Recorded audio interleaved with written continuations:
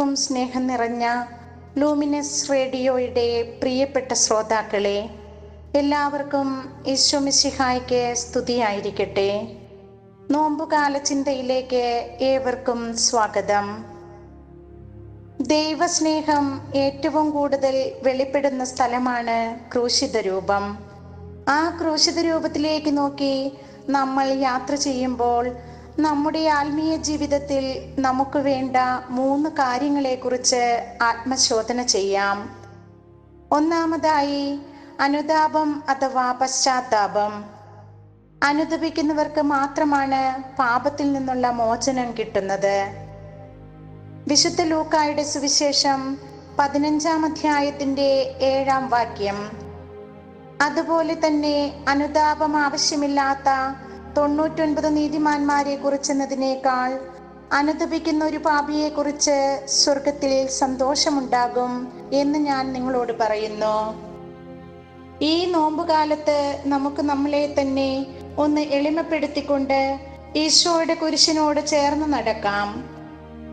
രണ്ടാമതായി ആത്മീയ ജീവിതത്തിൽ നമ്മൾ നേടേണ്ട പാപമോചനത്തിനായി പരിശ്രമിക്കാം. പ്രഭാഷകന്റെ പുസ്തകം 21:1 പറയുന്നു, മകനെ, നീ പാപം ചെയ്തിട്ടുണ്ടോ? ഇനി ചെയ്യരുത്. പഴയ പാപങ്ങളിൽ നിന്നുള്ള മോചനത്തിനായി പ്രാർത്ഥിക്കുക.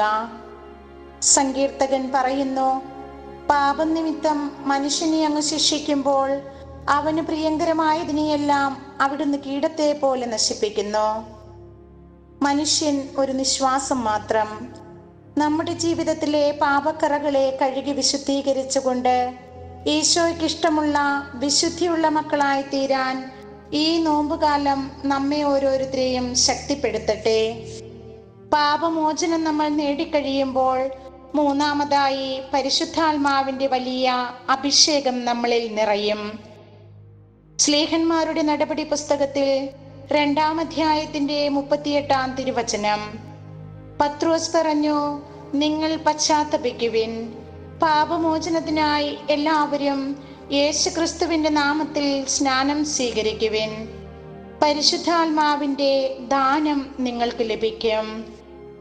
വിശുദ്ധ ഫ്രാൻസിസിന്റെ വാക്കുകളിൽ നാം കാണുന്നുണ്ട്, എന്നെ സംബന്ധിച്ചിടത്തോളം ദൈവാനുഗ്രഹത്താലും പാപസങ്കീർത്തനവും പ്രാശ്ചിത്തവും വഴി ശുദ്ധീകരിക്കപ്പെടാതെ കിടക്കുന്ന ഒരു ലംഘനവും എന്നിൽ കാണാനാവുന്നില്ല.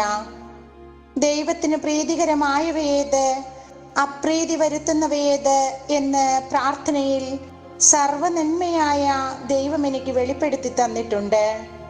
അതിനാൽ സഹോദരരെ, ദൈവസ്നേഹം നിറഞ്ഞു കവിയുന്ന ക്രൂശിതന്റെ കുരിശിൻ ചുവട്ടിൽ നമുക്ക് അഭയം പ്രാപിക്കാം.